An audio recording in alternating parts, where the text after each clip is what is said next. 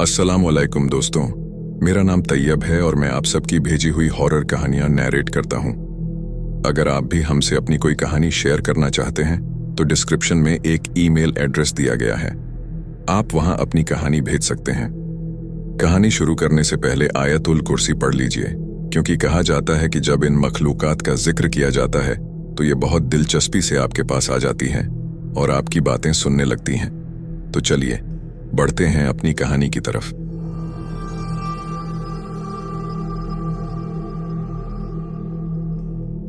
मेरे एक दोस्त के पिता हैं, जिन्हें मैं अंकल सलीम कहता हूं। उन्होंने यह कहानी मुझे तब सुनाई जब मैंने उनसे पूछा कि उनकी जिंदगी का सबसे डरावना अनुभव क्या था। मेरा नाम सलीम है।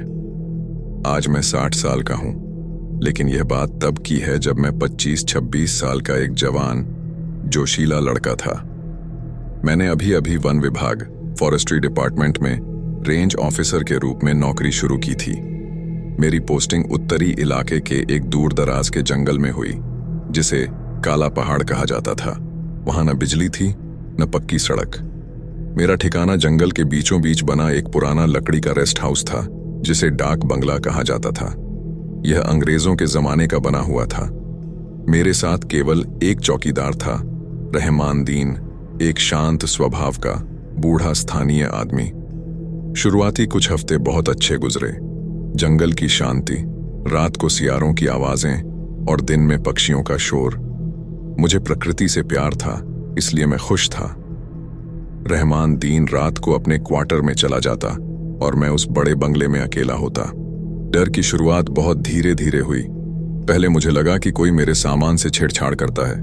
सुबह उठता तो मेरा कंघा ड्रेसिंग टेबल की बजाय मेज पर पड़ा होता, या तौलिया जो मैंने कुर्सी पर सुखाने रखा था बाथरूम के फर्श पर पड़ा मिलता। मैंने रहमान दीन से सख्ती से पूछा। उसने कसम खाई कि वह मेरी गैर मौजूदगी में कभी कमरे में नहीं जाता। मैंने सोचा शायद मैं खुद ही भूल जाता हूं, काम का दबाव है। फिर आवाजें शुरू हुईं। रात को जब मैं लालटेन की रोशनी में किताब पढ़ता तो ऊपर लकड़ी की छत पर किसी के चलने की आवाज आती, जैसे कोई भारी कदमों से घूम रहा हो। मैंने रहमान दीन को बताया। उसका चेहरा पीला पड़ गया। उसने बस इतना कहा, साहब जी, रात को आवाज आए तो ध्यान मत देना, ये जंगल पुराना है और ये बंगला भी। उसका जवाब मुझे अजीब लगा, मगर मैंने बात नहीं बढ़ाई। एक रात मैं गहरी नींद में था कि किसी के रोने की आवाज से मेरी आंख खुली। ये किसी औरत की सिसकियों जैसी थी, बहुत करीब से, जैसे कोई मेरे बिस्तर के नीचे रो रहा हो। मेरा खून जम गया। मैंने हिम्मत करके लालटेन जलाई और नीचे झांका। वहां कोई नहीं था, बस धूल और मकड़ी के जाले। लेकिन जैसे ही मैंने लालटेन बुझाई, वही सिसकियां फिर शुरू हो गईं, इस बार दरवाजे के ठीक बाहर से। उस रात मैंने आंखों में सुबह की। डर से मेरा बुरा हाल था। सुबह मैंने तय किया कि मैं सच्चाई जानकर रहूंगा। मैंने रहमान दीन को पकड़ लिया और कसम दिलाई कि सच बताए। उसने जो कहा वह मेरी कल्पना से परे था। उसने कहा, साहब, इस बंगले में आपसे पहले एक अंग्रेज अफसर रहता था, अपनी पत्नी के साथ। वह बहुत खूबसूरत थी। अफसर शिकारी था और महीनों जंगल में रहता था।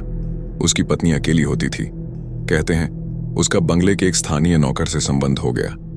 जब अफसर को पता चला तो उसने गुस्से में अपनी पत्नी और उस नौकर दोनों को कुल्हाड़ी से मारकर यहीं आंगन में दफन कर दिया और खुद को गोली मार ली।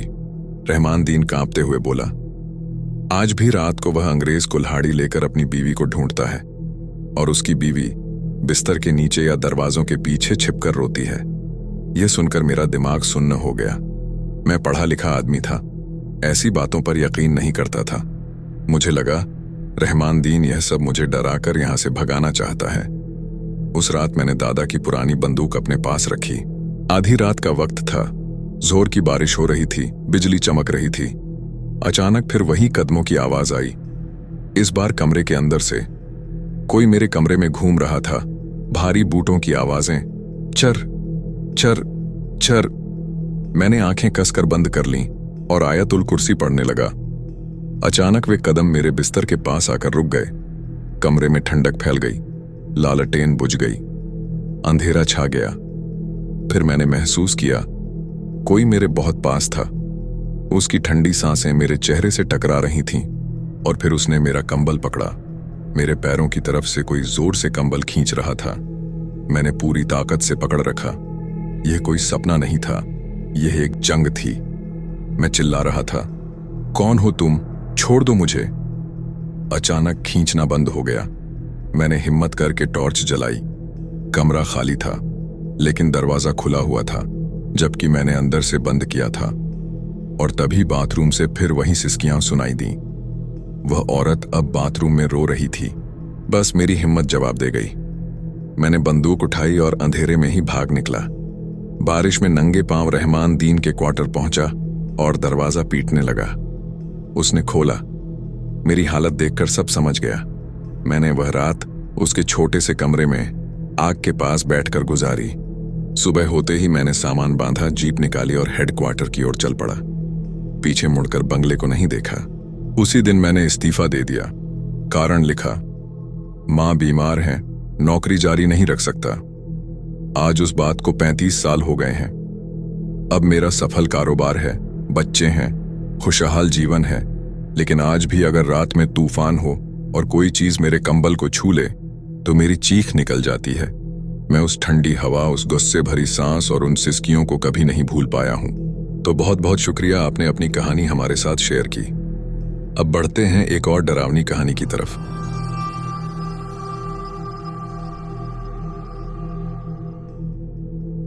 अस्सलामुअलैकुम दोस्तों, मेरा नाम बिलाल है और मैं पेशे से एक आर्किटेक्ट हूं। मेरा काम पुरानी इमारतों को बहाल, रिस्टोर करना है। मुझे पुरानी हवेलियों, किलों और पुराने मकानों से बेइंतहा लगाव है। लेकिन एक प्रोजेक्ट ने मेरा ये शौक हमेशा के लिए खत्म कर दिया। ये बात 2010 की है। मुझे सिंध के एक अंदरूनी इलाके खैरपुर के पास एक बहुत पुरानी हवेली को बहाल करने का ठेका मिला। वो हवेली एक पुराने जमींदार परिवार की थी जो अब कराची में बस चुका था और चाहता था कि इस हवेली को एक हेरिटेज होटल में बदला जाए। मैं अपनी टीम के साथ वहां पहुंचा। हवेली शहर से कई मील दूर एक वीराने में खड़ी थी। वो एक विशाल इमारत थी जिसके दरो दीवार कभी अमीरी और शान और शौकत की कहानी कहते थे, लेकिन अब वो जर्जर और बर्बाद हालत में थी। हवेली का एक हिस्सा पूरी तरह गिर चुका था और बाकी हिस्से में हमने अपना कैंप लगा लिया। मेरे साथ 4 मजदूर थे और एक स्थानीय चौकीदार जिसका नाम था कालू। कालू एक अजीब इंसान था। उम्र 50 साल के करीब, लेकिन दिखता 90 का था। हर वक्त कुछ न कुछ चबाता रहता और उसकी आंखें हमेशा लाल रहती। पहले ही दिन उसने हमें चेतावनी दी, साहब, दिन में काम निपटा लिया करो, मगरिब से पहले यहां से निकल जाया करो। ये जगह रात को जाग जाती है। मैं उसकी बात पर हंस पड़ा। मैंने कहा, कालू बाबा, हमें जल्दी काम खत्म करना है, हम यहीं रहेंगे। वो बस सिर हिलाकर रह गया।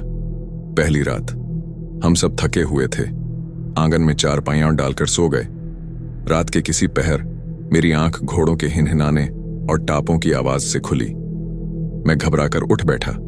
आवाज हवेली के मुख्य दरवाजे की तरफ से आ रही थी, जैसे कोई बग्घी या घुड़सवारों का दल वहां आकर रुका हो। मैंने टॉर्च की रोशनी डाली। वहां कुछ भी नहीं था। मैंने सोचा शायद मेरा वहम है या पास के किसी गांव से आवाज आ रही हो। अगली रात हम काम से निपटकर खाना खा चुके थे। मैं अपने कमरे में, जो हवेली का सबसे मजबूत हिस्सा था, लैपटॉप पर डिजाइन देख रहा था। रात के लगभग 11 बजे होंगे। तभी हवेली के ऊपरी हिस्से से, जो पूरी तरह बंद और जर्जर था, मुझे किसी औरत के हंसने की आवाज सुनाई दी। वो हंसी ऊंची, बेबाक और बहुत सुरमई थी। मेरे रोंगटे खड़े हो गए। मैंने अपने मजदूरों को आवाज दी जो बाहर आंगन में सो रहे थे। वो सब डर के मारे मेरे कमरे में आ गए। साहब, आपने सुना? उनमें से एक ने कांपते हुए पूछा। इससे पहले कि मैं कुछ कह पाता, ऊपर से किसी ने कोई भारी चीज जमीन पर दे मारी। धमाका इतना जोरदार था कि हमारी छत से धूल झरने लगी। हम सब एक कोने में सिमट गए। कालू बाहर बरामदे में सोता था। हमने उसे आवाज दी, कालू, कालू। कोई जवाब नहीं मिला। हमने वो रात जाग कर ही काटी। सुबह हिम्मत करके बाहर निकले। कालू अपनी चारपाई पर नहीं था। हमने उसे ढूंढा, वो हवेली के पिछवाड़े पुराने अस्तबल स्टेबल में मिला। वो एक खंभे से टेक लगाए बैठा था, आंखें खुली हुई और मर चुका था। उसके चेहरे पर ऐसा भय था जैसे उसने मरने से पहले कोई बहुत डरावनी चीज देख ली हो। उसके हाथ गले पर थे, जैसे वो किसी के हाथों से अपना गला छुड़ाने की कोशिश कर रहा हो। पुलिस आई। उन्होंने कहा शायद उसे दिल का दौरा पड़ा है या किसी सांप ने काट लिया। मेरे मजदूरों ने उसी वक्त अपना सामान उठाया और भाग गए। कोई भी वहां एक पल रुकने को तैयार नहीं था। अब हवेली में सिर्फ मैं अकेला रह गया था। मैं भी छोड़ देना चाहता था, लेकिन एडवांस पेमेंट के दबाव में था। मैंने तय किया कि मैं दिन में काम करूंगा और रात को पास के कस्बे के एक होटल में जाकर सो जाया करूंगा। उस दिन मैं अकेला हवेली के नक्शे बना रहा था। मुझे ऊपर वाले हिस्से में जाना था जहां से वो आवाजें आई थीं। मैंने हिम्मत की और पुरानी लकड़ी की सीढ़ियां चढ़ने लगा। ऊपर का हिस्सा पूरी तरह अंधेरा था। एक अजीब बदबू फैली हुई थी, सीलन और चमगादड़ों की गंध। मैं एक बड़े से हॉल में पहुंचा। शायद कभी वहां नाच गाने की महफिलें लगती होंगी। जमीन पर हर तरफ टूटी हुई शीशियां और धूल बिखरी थी। हॉल के आखिर में दीवार से टिका हुआ एक बड़ा सा इंसान जितना ऊंचा आईना था, उस पर मोटी परत में धूल जमी थी। मैं नक्शा बना ही रहा था कि अचानक मुझे अपने पीछे किसी की मौजूदगी का एहसास हुआ, जैसे कोई मुझे घूर रहा हो। मैंने पलट कर देखा, कोई नहीं था। फिर मेरी नजर उस आईने पर पड़ी। धूल के बावजूद उसमें मेरा अक्स प्रतिबिंब दिखाई दे रहा था, लेकिन मेरे अक्स के साथ कोई और भी खड़ा था। एक औरत। उसने पुराने जमाने का लाल जोड़ा पहना हुआ था। उसके बाल खुले थे। उसका चेहरा धुंधला था, लेकिन उसकी आंखें चमक रही थीं। मेरा खून जम गया। मैं हिल भी नहीं पा रहा था। आईने में वो औरत धीरे धीरे अपना हाथ उठाती है और मेरे अक्स के कंधे पर रख देती है। उसी पल मुझे अपने असली कंधे पर एक ठंडा बर्फ जैसा हाथ महसूस हुआ। मैं चीख पड़ा। मैं पागलों की तरह भागा, सीढ़ियों से फिसल कर नीचे गिरा। घुटने छिल गए, कैमरा गिर गया, लेकिन मैं रुका नहीं। मैं हवेली से भागा, जीप में बैठा और वहां से भाग गया। उस दिन के बाद मैंने उस हवेली की तरफ कभी मुड़कर नहीं देखा। मैंने कंपनी को नुकसान की रकम वापस की और साफ कह दिया कि मैं ये प्रोजेक्ट नहीं कर सकता। बाद में मुझे कराची में उस जमींदार परिवार के एक बूढ़े मुंशी से पता चला कि उस हवेली में एक तवायफ कोर्तीसन को जमींदार के बेटे ने मार डाला था, क्योंकि वो उसके बच्चे की मां बनने वाली थी।